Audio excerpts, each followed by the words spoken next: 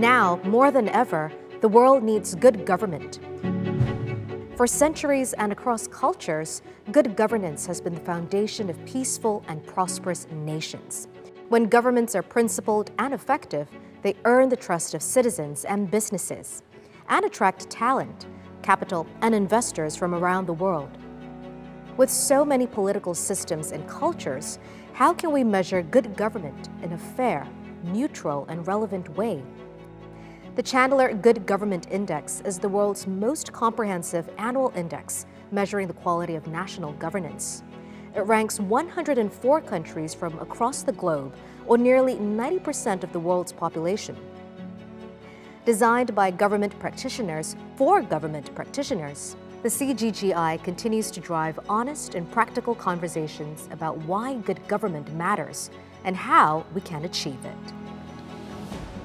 Good governance is not just about political ideology or a checklist of specific rules or functions. A good government is one that has sound and effective public sector capabilities and that uses these capabilities in a balanced and accountable way to achieve outcomes that people and businesses care about. But what capabilities do governments need most to thrive in today's world? And how can they measure their performance and progress? All governments, regardless of ideology, can agree on the importance of skilled and principled national leaders, a vibrant economy, and a unified population. To achieve this, governments need the capabilities to implement effective plans and policies, enforce laws, anticipate the future, combat corruption, foster economic growth, build international partnerships, and be responsible stewards of national resources. The CGGI takes a data-driven, non-ideological and non-partisan approach. We measure the quality of national government using 35 indicators which draw on more than 50 data sources. These indicators are grouped into 6 pillars of capabilities such as strong institutions and robust laws and policies, and 1 pillar of outcomes such as health, education, safety, social mobility, and pollution control, which are important to people around the world. The CGGI website features a range of tools that can filter and analyze countries' results, benchmark performance relative to other countries and global averages, and track country scores over time. Here, you will find the annual index reports, which go deeper into the stories behind the scores, showcasing the experiences and insights of governance practitioners from around the world. We invite you to explore the Chandler Good Government Index and join our journey to understand and share the importance of good national governance. Ladies and gentlemen, welcome to the 2023 launch of the Chandler Good Government Index. My name is Yvonne Shan, and I'll be your host and moderator for today. If you joined us for the global launch of the index last year or the year before, welcome back. For those of you joining us for the first time, we are happy to have you here with us this year for our 3rd edition. We know it might be very early in the morning or rather late at night for some of you, so thank you for making the time to be with us. The Chandler Good Government Index is designed by the Chandler Institute of Governance, or CIG.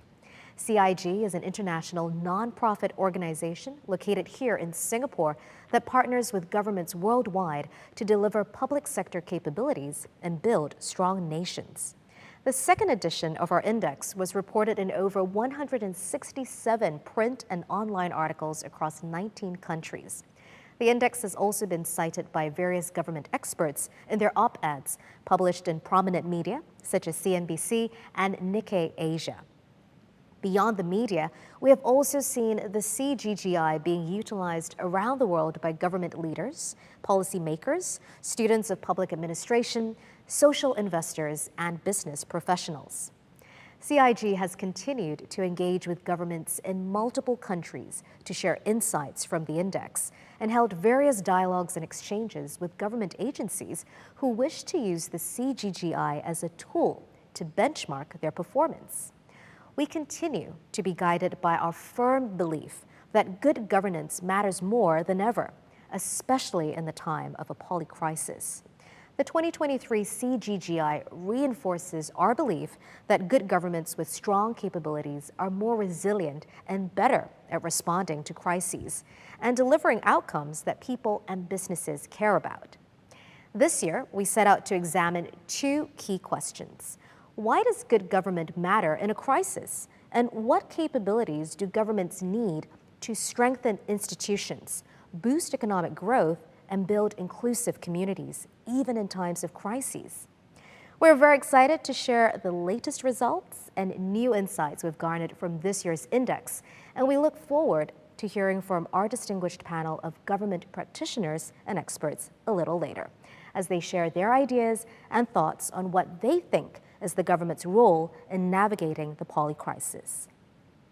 Now, before we get to the main event, I'd like to do a quick introduction of the features found on this launch site to ensure that your participation in today's event is as seamless as possible.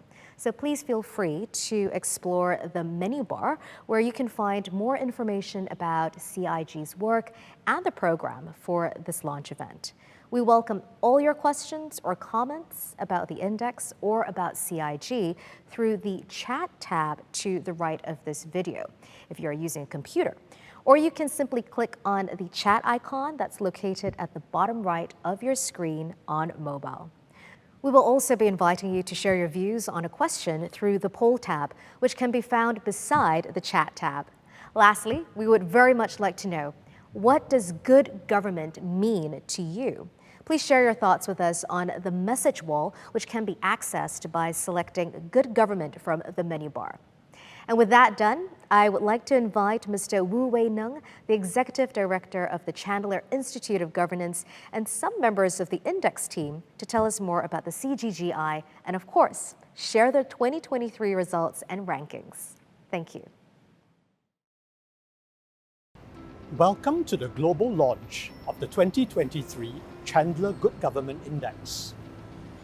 The world as we know it has changed significantly since the release of our index last year. Even as countries recover from the COVID-19 pandemic, various challenges have emerged. Geopolitical conflicts and trade tensions have risen, and supply chains redrawn. Inflation has gained pace, with costs rising faster than wages in many countries. While extreme weather and natural disasters have tested the capacity and resolve of nations, history has always been eventful, but many think that this year has been more eventful than most. The art of good government is also the art of managing complexities and challenges, improving resilience and preparing for a rainy day, while adapting quickly to shocks and shifting circumstances. This is no easy task. It requires a deep understanding of the capabilities required to manage and recover from crises, and how to develop them. We designed our index to support governments in measuring and benchmarking their capabilities and performance, and to examine the benefits of effective public management and service delivery. This year, we set out to examine two key questions: why good government matters in a crisis, and what capabilities governments need to strengthen institutions, boost economic growth, and build inclusive communities. In the next 10 minutes, we'll give a quick overview of our findings and introduce the 2023 Chandler Good Government Index, rankings and results. In a world where systemic challenges overlap and interact in complex ways, nations need increasingly to manage multiple risks and emerge stronger. But is there a connection between a capable government and a strong and resilient nation? Our index results show that good governments are in a better position to build stable and resilient nations. In many countries, they do this by creating a safe and secure environment and a vibrant economy that generates attractive jobs. Governments that are open and transparent build trust and empower people and businesses to make good decisions. By investing in high-quality education, healthcare and infrastructure, they ensure a better standard of living and lift communities and families towards brighter futures. Collectively, these actions create stability and resilience that is critical when preparing for current and future challenges. However, no system is perfect, and sound preparations don't always prevent crises. That's why we also looked at whether good governance is linked to a country's actual ability to respond to crisis. Here's what we found. Effective governments improve their country's chances of responding effectively to a crisis, coordinating mass movements of people caught in human conflicts or mitigating the impact of extreme weather events on local communities. Good governments manage crises by having reliable early warning systems, clear emergency response protocols, and capabilities to develop and implement recovery plans. These initiatives help governments respond better to crisis and reduce negative impacts on their people. We also care deeply about the links between crisis and instability on the one hand and inequality on the other. People face many types of inequalities: unequal economic opportunities, different access to healthcare, and higher exposure to environmental risks. During crises like the COVID-19 pandemic, we have seen these gaps grow even wider. We will always have some degree of inequality, but when inequalities become too extreme and entrenched, social cohesion and national stability are threatened, which affects every one of us. Governments have a major role to play. This year's index results show that well-governed countries are more committed to fostering inclusiveness. They implement policies to improve public services, build more progressive fiscal systems, and balance the needs of businesses and workers. When governments invest in these efforts, they promote equal opportunities and fairer outcomes for their people. This year's CGGI results also show us that well-governed nations tend to have lower income inequality. One possible reason is that these governments take proactive steps to create educational and employment opportunities for all, and ensure inclusive access to amenities and healthcare. This helps people from all walks of life to have a better chance of succeeding, no matter what their starting point at birth is. But that's not the full picture. Our results also suggest that building a fair, inclusive society with equal opportunities for all is not something governments can do alone. Businesses, civil society, and everyone in society also play important roles. We designed the Chandler Good Government Index around the fundamental capabilities and outcomes that matter to governments. Every year, we highlight some capabilities to watch and the outcomes they affect. This year, we see 3 capabilities that remain most closely linked with a country's ability to create shared prosperity and promote well-being for all its people. They are the rule of law, ethical leadership, and property rights. Trust-based economies and societies are built upon this. When governments commit to developing cultures of integrity and providing a stable and secure environment for people and businesses, they create vibrant economies and thriving societies. Falling social mobility is a major concern around the world, but there is some good news. Our findings suggest that governments can create a more inclusive nation with better social mobility by investing in building capabilities. These capabilities include the ability to create and implement sound policies, budget and implement programs, and to develop professional and effective civil services. When governments develop and use these capabilities well, they create a solid foundation to help people to rise. How have countries' results in the Chandler Good Government Index been impacted by the polycrisis environment and the new demands facing country? Let's take a look at this year's rankings and movements. These are the top 30 countries in the 2023 Chandler Good Government Index. For the first time since our index launched, Singapore has replaced Finland as the top-ranked government in the world. This may not come as a complete surprise, as the country has also performed well in previous years. There are a few possible reasons for this shift, including Singapore's relative success in managing the COVID-19 pandemic and the government's efforts to mitigate the economic and health-related impacts. Up next is the United Arab Emirates. The country has made significant progress in the index, moving up 4 places and breaking into the top 20. It has a solid improvement in the strong institutions pillar, moving up 13 places. This shift can be credited to the UAE's renewed commitment to build strong institutions and services through its government excellence model and other related initiatives. Latvia's efforts to strengthen its institutions and enhance its data capabilities are yielding results. It moved up 5 places in the strong institutions pillar and 9 places in the data capability indicator. A few years ago, the country made a strategic investment in digital transformation for public services. Those investments are paying off. Latvia now scores better in e-governance and statistical performance. Mauritius is currently the top African country in the index. Mauritius performed well in the Helping People Rise pillar, moving up 9 places. This may be due to its efforts to enhance the ease of doing business and investments in developing the talent and labor force. Mauritius has enjoyed better outcomes in areas such as health, personal safety, social mobility, and non-discrimination.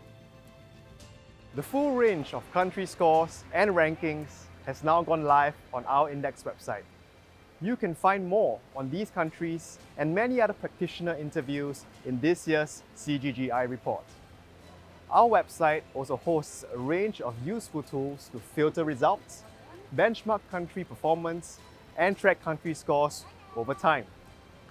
In our mission to measure and understand good governance, we are constantly reminded of why it matters.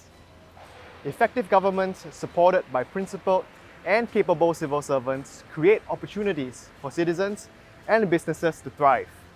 This is the foundation of national progress and shared prosperity. In these times of uncertainty and crisis, we need good governments. On behalf of all of us here at the Chandler Institute of Governance, I invite you to join us on this journey to measure government's capabilities and learning from the achievements of good governments around the world.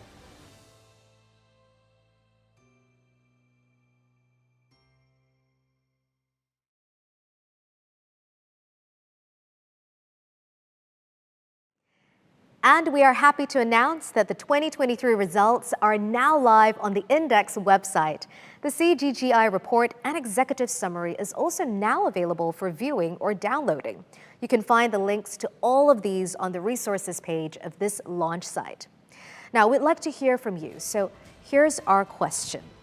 To what extent do you think that good government is the deciding factor in a country's ability to respond to and recover from crises? If you have your video open in full screen, please minimize your video first so that you can access the poll tab to submit your response. This poll is now open for your response, and we will share the results after the panel discussion.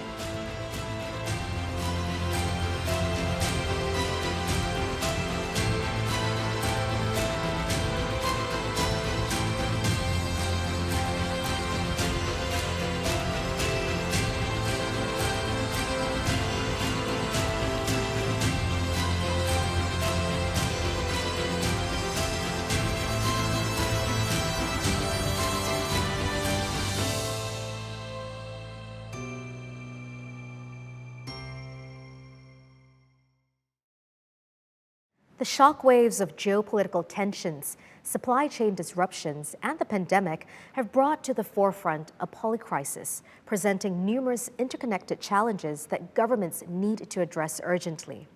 Now, we're thrilled to be joined by a distinguished panel of governance practitioners and experts to discuss the role of governments in navigating the polycrisis and how governments can build effective and accountable public institutions to respond to crises. So let's welcome Anne-Marie Slaughter, the CEO of New America. Ang Sui Hui, the Deputy Permanent Secretary in the Ministry of Health of the Government of Brunei.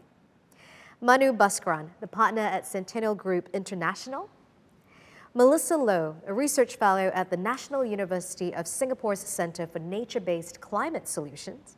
And rounding up our panel, Alan Evans, the former head of strategic communications at 10 Downing Street at the Government of the UK. A warm welcome to everyone. I have a quick-off question for our speakers today, and that is this. From your personal experience or your own research, how is the polycrisis environment impacting government's ability to deliver? Let's start with you first, Anne-Marie. Yes, and I'm delighted to be here and part of the panel.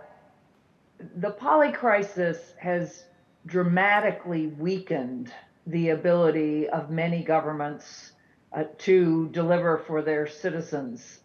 Our governments, certainly in the United States, are hierarchical and compartmentalized.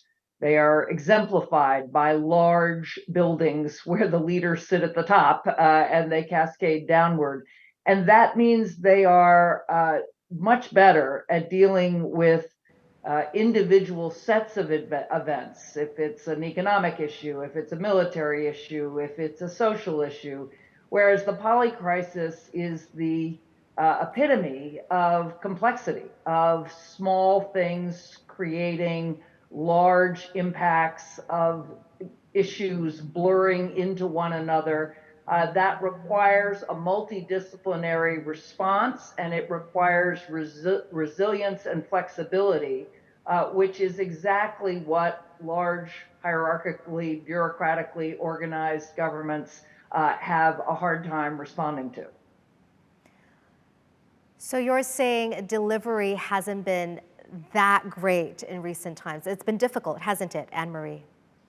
It's been extremely difficult, although again, some governments, I think, put more emphasis on strategic foresight and planning and anticipation, and above all, resilience, because resilience is the capacity to respond to fast-moving events and crises. So there are some governments, I think, that do better than others. I think the governments, particularly of large countries, and governments that are, I will say, as my own is, riven politically, have had a much harder time.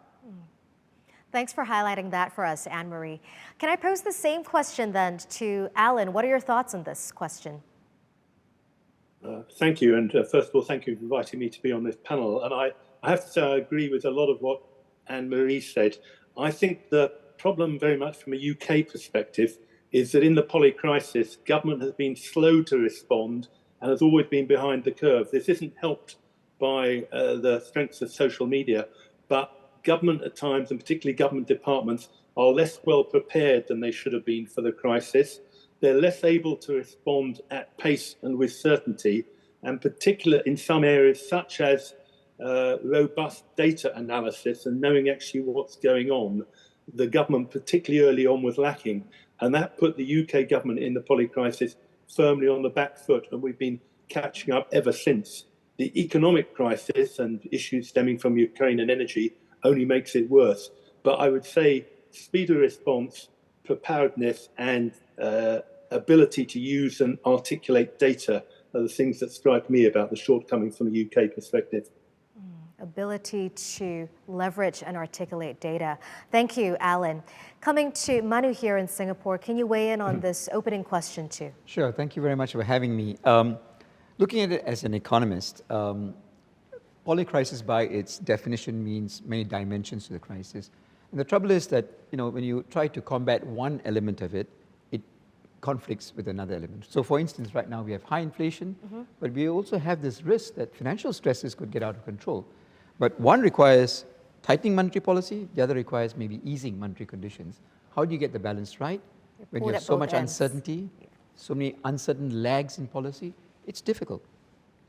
And do you see that perhaps becoming a little easier or it's just going to be harder and harder? I think it's difficult because, as I said, you can't change the lags in monetary policy. They are uncertain. Structures of the economy change all the time. So what worked, maybe an 18-month lag 5 years ago may not be the case today. So it's difficult. And sometimes you are trying your best, but you're going to make mistakes. Thank you for being so candid. Melissa, let's have you weigh in on this too. Your thoughts. Thanks for having me. I would like to zoom in on two out of the many polycrises, actually. So climate change and biodiversity. These are the twin crises that my research and the research at the NUS Center for Nature-Based Climate Solutions are highlighting. And I think that not just the polycrisis is affecting our ability to address these twin crises of climate change and biodiversity, it's also that the institutions are quite, in a way, archaic. We still treat these two issues in silos at the COP for the UN Framework Convention on Climate Change and the Convention on Biological Diversity. And we can't do that if we want to solve both crises, which are threatening our life support systems. So they should be seen as, well, as you said, twin crises dealt with simultaneously. That's right. But it's difficult to do so. It's extremely difficult to do so. And there's so many competing priorities that governments have, which many of the speakers have already covered. Hold that thought. We will come back to you on that. Let me swing to Swee Hui too. Swee Hui, love to hear your thoughts on this question. How has the polycrisis environment impacted government's abilities to deliver in recent times? Thank you for having me too. And I would say from a personal experience working in the government, it has been difficult. Let's just take the COVID-19 pandemic as an example. It's been extremely challenging for most governments to respond effectively to this one public health crisis. And that is to do with the initial isolation and testing of cases, quarantining of close contacts, treatment in hospitals, securing vaccines and antivirals. We've probably seen the videos of suffering across the world. And that was just for the healthcare sector. There are also significant fallouts in other sectors too during the COVID pandemic. Take, for example, the economy. People lost their jobs. In education, where the shift to online learning has adversely affected the lower socio-economic classes. Certainly in our country, what has happened is our whole government machinery shifted to try and support the response. So it was like a whole of government approach. But while it was effective for managing one crisis, as we opened up, we now look at a backlog of unresolved individual sector issues which had accumulated over the past 3 years. And if you add this on to the other crises that we're now facing with the international supply chain disruptions, banking and financial challenges, these are difficult times, and we need highly competent, agile, and empathetic leaders, as well as a resilient government workforce to forge ahead through these times of polycrisis. Yeah, I hear you there, Swee Hui. It sounds the polycrisis, it's a daunting, overwhelming, unwieldy environment to be in. But that's why we're having this discussion today, to see how governments can be better bolstered to navigating these uncertain times. So I want to circle back to Anne-Marie. In your influential book, The Chessboard and the Web, you highlighted how webcraft, which is the formal and informal networks of state and state actors, can actually help to maintain stability and manage crises. How have geopolitical developments in the last 12 months, perhaps, have these developments make you more optimistic or less optimistic about the potential power and influence of networks in an environment such as this? Well, I think the events of the last 12 months demonstrate the enormous importance of networks in both directions, in a good direction and a very negative direction. So I'll give you two examples. With the Russian invasion of Ukraine, that's obviously at one level the chessboard. It is high geopolitics. It is a classic crisis of geopolitics. One nation invades another. The other nation then has various allies, and you're very quickly in a geopolitical crisis. But what I think many people did not expect was the role of the private sector and the civic sector in responding to that invasion. The tremendous networks of civic groups that have been very, very active in supporting refugees, in funneling humanitarian aid to Ukraine, but also of corporations where corporations have been actively aiding the Ukrainian government. Microsoft helped the Ukrainian government transfer all of its government files out of the Ukrainian databases, data servers, and onto a cloud. There have been corporations helping with satellite linkages. And here, critically, because of webs of stockholders, many, many corporations pulling out of Russia in ways that we have not seen before. So that's an example where really the Ukrainian government has been more resilient, not simply because of government-to-government aid, but because of these webs of private sector and civic sector actors. And I could go on with universities supporting exiled Ukrainian scholars, scientists. That is the web world. Now, the flip side is the rising rivalry between the United States and China, which in my view is really very dangerous and needs to be ameliorated. There, what you are seeing is the severing of all sorts of networks. First, among different types of government officials. When I was in the Obama administration and worked for Secretary Clinton, we had the strategic and economic dialogue with China, in which our agriculture officials, our forestry officials, our health officials, our data officials all had a summit with China in the United States and in China, as well as your Secretary of State and Defense and your economic officials. And then, of course, much more broadly, the ties among universities. Even at the outbreak of the pandemic, you saw US and Chinese and virologists from around the world cooperating immediately to get the DNA of the virus synthesized and sequenced. The economic ties are still there. There's still tremendous interdependence between the United States and China, and yet they are increasingly decoupling. Even on the margin, that's a big problem. Journalists have largely left Beijing, and our Western journalists, US journalists, and so thus our ability in so many ways to engage with one another and see one another not simply as a rival, as the peer competitor or worse, enemy, but rather in the round is decreasing. So that's, to me, a very negative example. Ukraine is a positive example.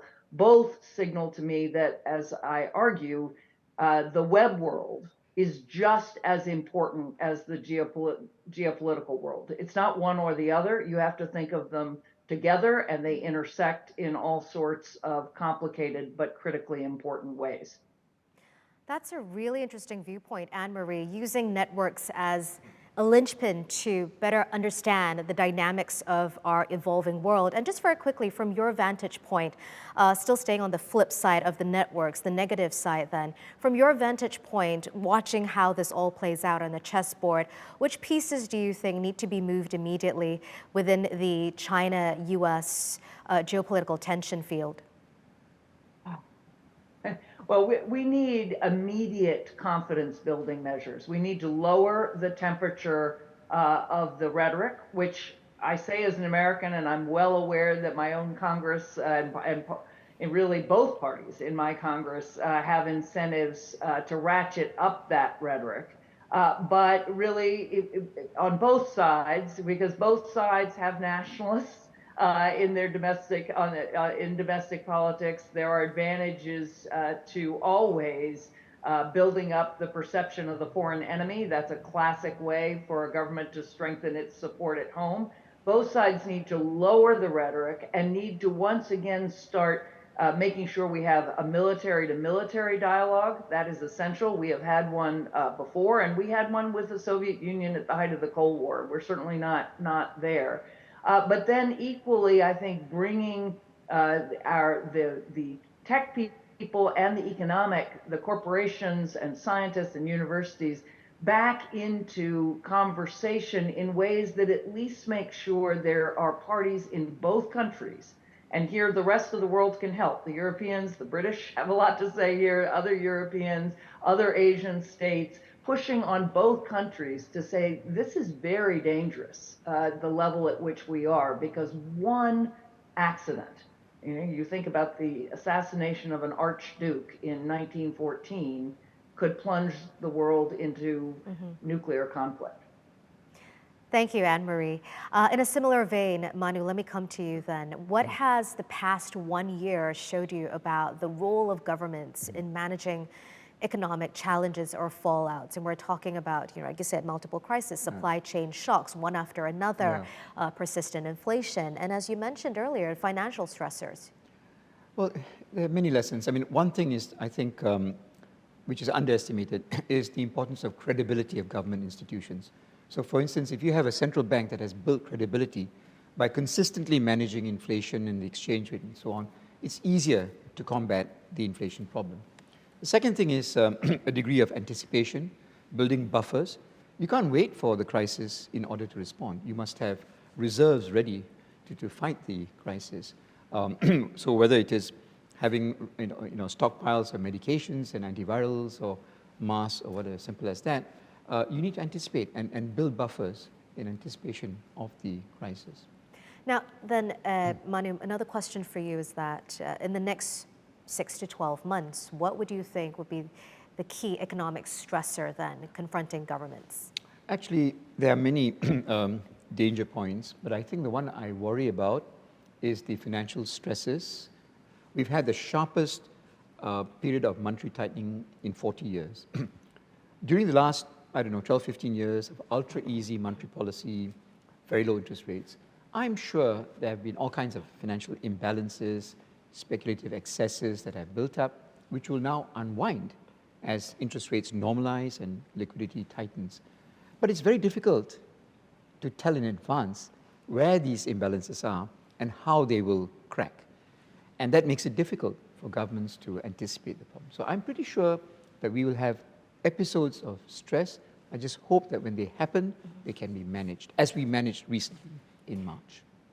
Manu, you mentioned buffers, having ample reserves. So I want to come to Swee Hui next to ask you this question based on your role as an ER physician and a senior health policy maker then. How do you think the rapid advances in AI or tech can then help governments better deal and manage future pandemics that have not, touch wood, arrived yet? Thank you. We can start by asking what the next pandemic looks like. More outbreaks of infectious diseases are inevitable. The biggest risk comes from pathogens that circulate in animals and make the jump to humans. As climate change and human encroachment on animal habitats increase the frequency of these events, understanding the transmission of animal diseases to humans, otherwise known as zoonosis, is crucial to efforts to prevent pandemics, or at least to be better prepared. Assessing which pathogens are most likely to jump enables us to prepare vaccines and treatments. Over the past decade or so, a new discipline has emerged, one in which researchers use statistical models and machine learning to predict aspects of this disease emergence, such as global hotspots, likely animal hosts, or an ability of a particular virus to infect humans. However, any artificial intelligence algorithm is fundamentally limited by the data that it's fed. To get anywhere close to real-world impact would require global cooperation with open data sharing as the norm, data standards that everyone adheres to. The obstacles to this are therefore more political and cultural rather than scientific. So overall, I think the future looks promising, looks exciting, but there are challenges ahead. Thank you, Swee Hui. So we need a lot of global collaboration and global sharing. And this what you've just talked about is also something that could be applied in Melissa's field, right? Where the issue of climate change, it has become one of the most pressing existential crises and threats ever facing humanity. But at the same time, despite the importance of climate change as an issue, there are also so many other challenges confronting governments, vying for attention, competing for limited public resources. So how can governments then continue to focus on achieving net zero in the face of all these mounting pressures, Melissa? Thanks for the question. So net zero is a very interesting concept. It is where we balance emissions based on what we emit and what we can remove from the atmosphere, because these emissions are basically greenhouse gas emissions that cause warming of the atmosphere and causes climate change. Now, the main issue actually under climate governance is that net zero is actually not mandatory. Contrary to what people think, under the Paris Agreement, we actually don't require countries to set forward net zero targets.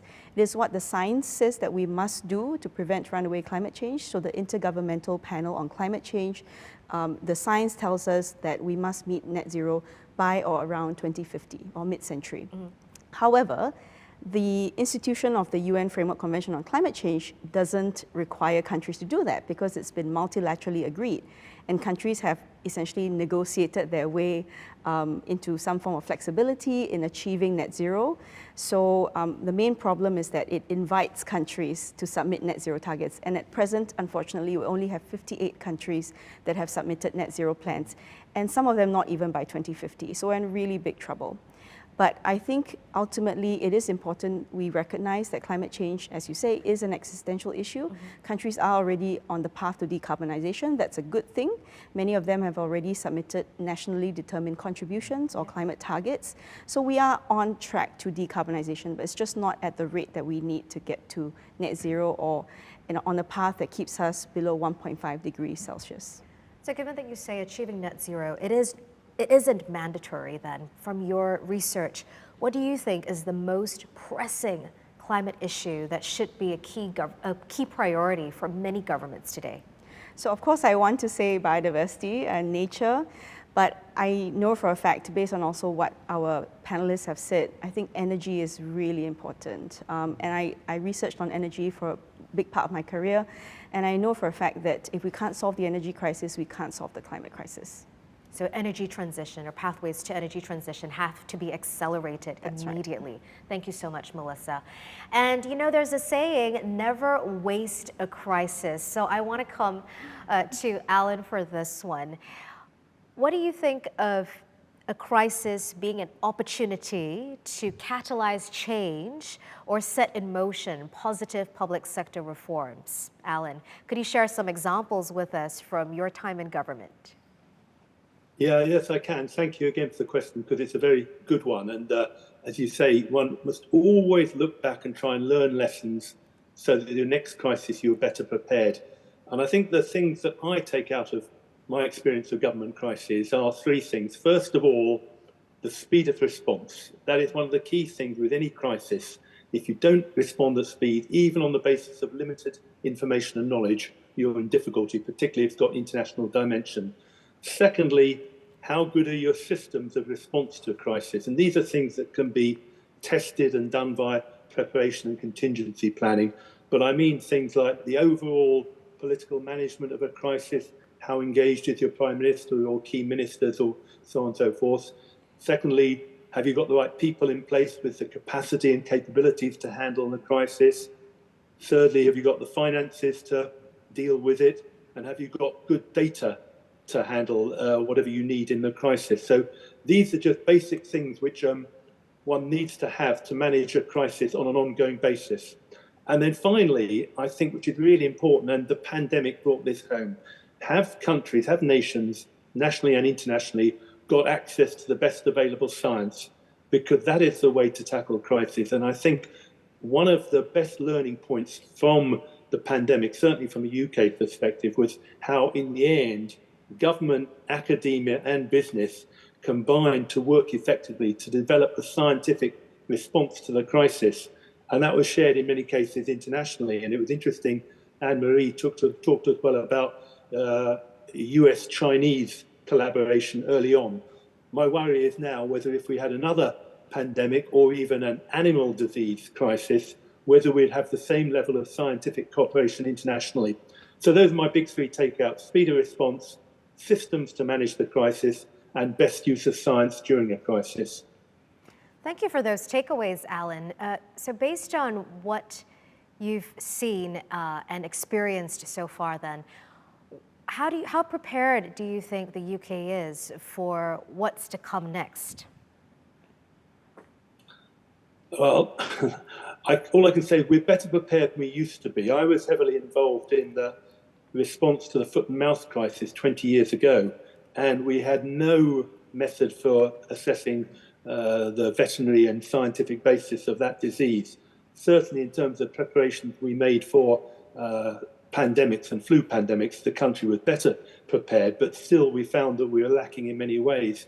And I think it's very important that one has generic preparation and contingency planning for a whole range of potential outcomes, because we've no idea what the next crisis around the corner will be. It may be something we recognize like a banking crisis or a flu pandemic, but it may be something completely left field. I'm reminded of 10 years ago how all planes were grounded because of an Icelandic volcano and putting dust into the air. Well, that was on nobody's list of contingency planning. So one has to have, it seems to me, generic preparations to be able to respond to whatever comes next, and then to find the science to deal with whatever comes next, and have the systems to respond with speed and certainty in the light of whatever the crisis is. But international cooperation is absolutely vital, particularly in the type of polycrisis we're in at the moment.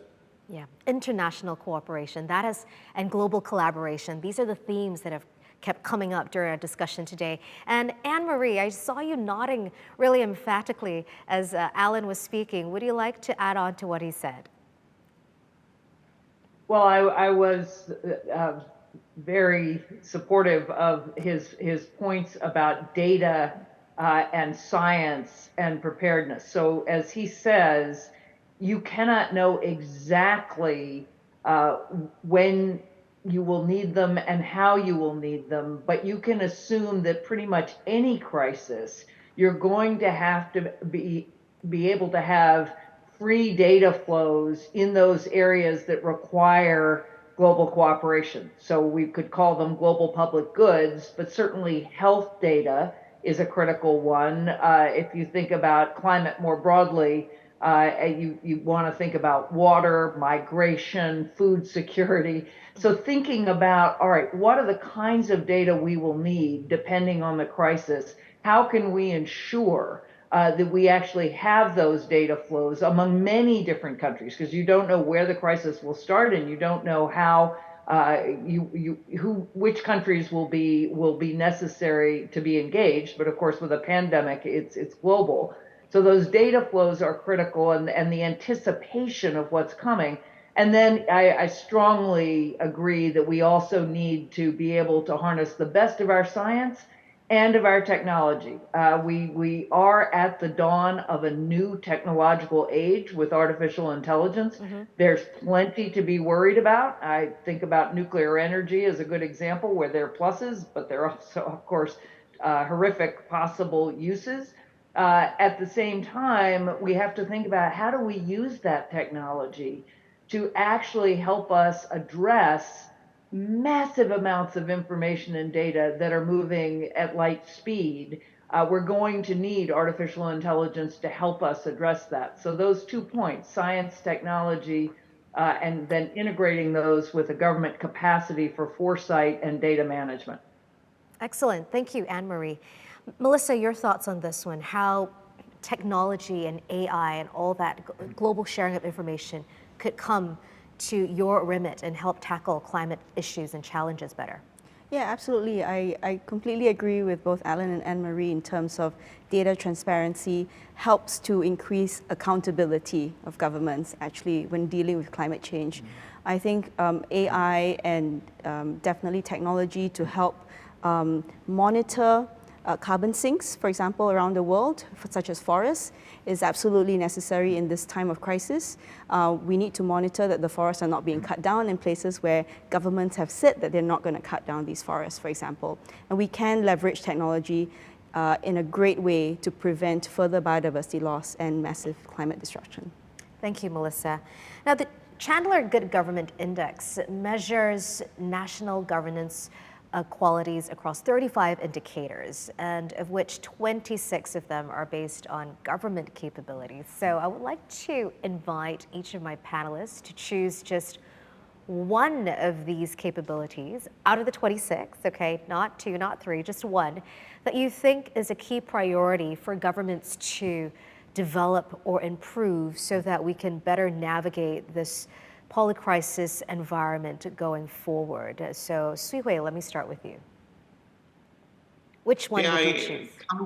I come from a small country, so I'll take the small country approach. So in small countries where resources are limited, I'll choose coordination, because we need to coordinate well to effectively mobilize whatever limited resources we have and avoid wastage. Using the example of COVID again, because it is the biggest crisis our country has ever faced. We had large numbers of patients affected at the same time throughout the country. To coordinate our response, we set up emergency operation centers in all hospitals and major health facilities. And these emergency operation centers reported to the Ministry of Health Central Command Center for coordination and support.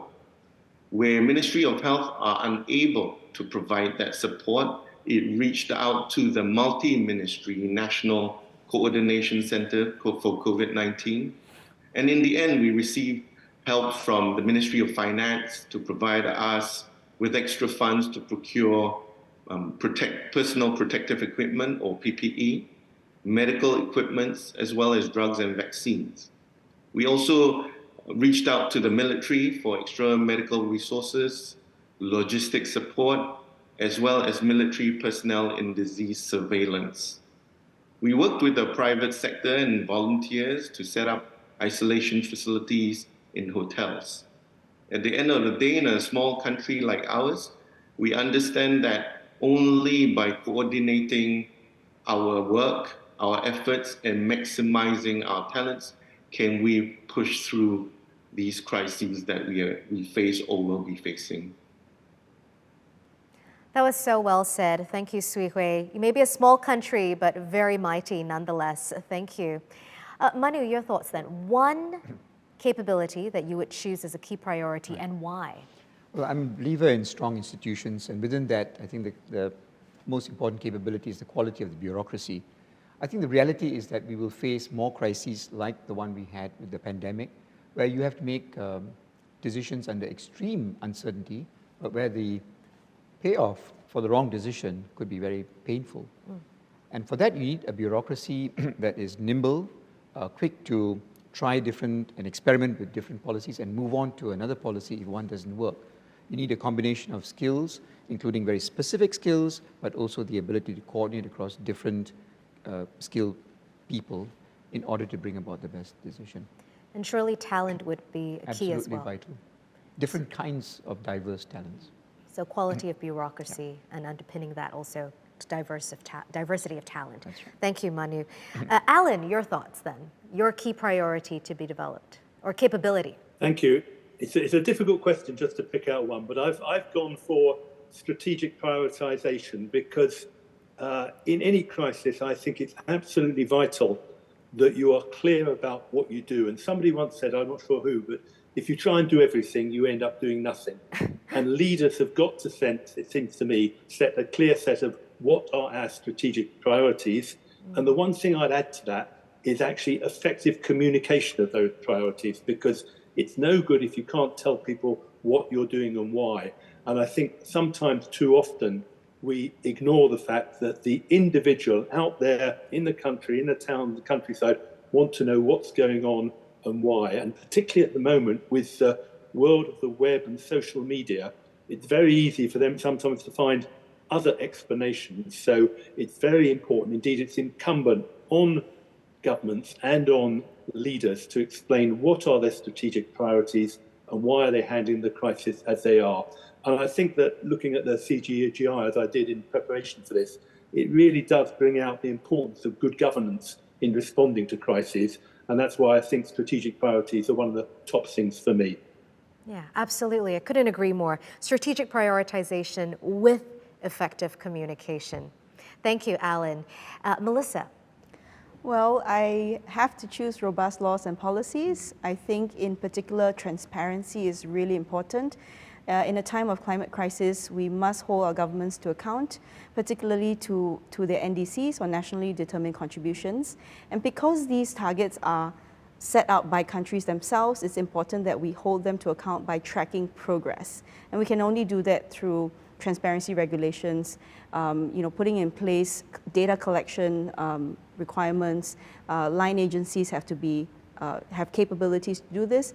And I find this particularly troubling that developing countries, many of them who are bearing the brunt of climate change, actually don't have these capabilities. So we need to quickly build them so that the laws and policies that are in place can be adhered to and enforced so that we're all in a better place. Yeah, very consistent, coming back to your main message of transparency and data transparency at that. Thank you, Melissa. And finally, Anne-Marie, your number one capability to be developed or improved upon. I'm going to be quite old-fashioned here and choose ethical leadership, which is actually the first quality in the first column.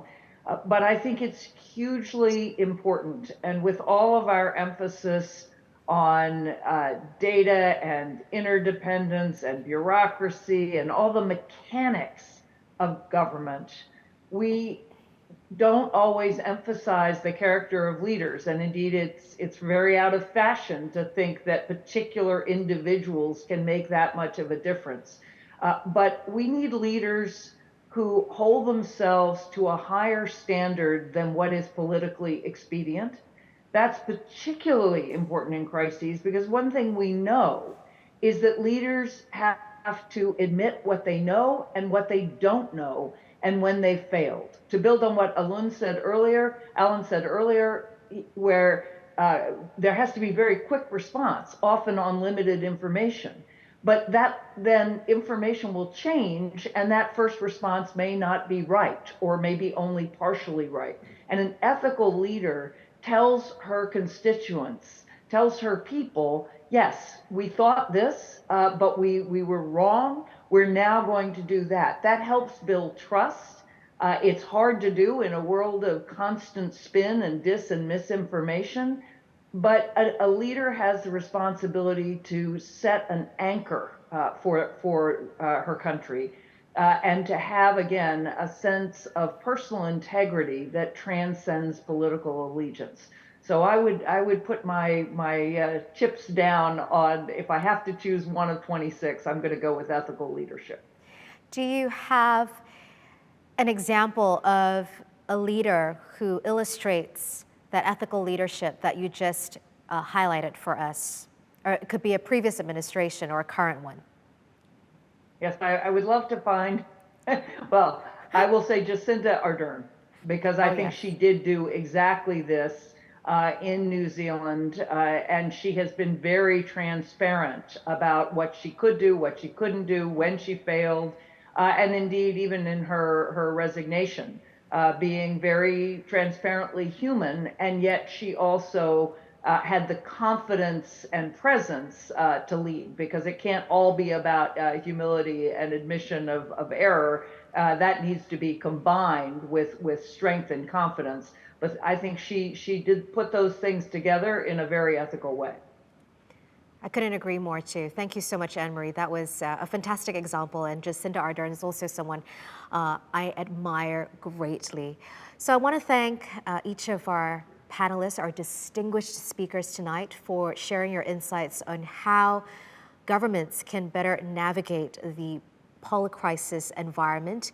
You've highlighted key capabilities that you think should be improved and developed upon, and these were robust laws and policies for data transparency, strong institutions bearing in mind the quality of their bureaucracy, how we need coordination, to effectively carry out tasks and policies, strategic prioritization, that has to be underpinned by effective communication, and last but certainly not least, ethical leadership at the very top to make sure that the best results are weaned and carried out. So, ladies and gentlemen, we hope that this panel discussion reinforces again the belief that good governments are critical because they are then also more resilient at delivering and managing crises. So thank you once again to our panelists, Manu, Melissa, Sui Hui, Alan, and Anne-Marie. Thank you very much, everyone. Thank you. Thank you. And our poll results are now out. Please take a look.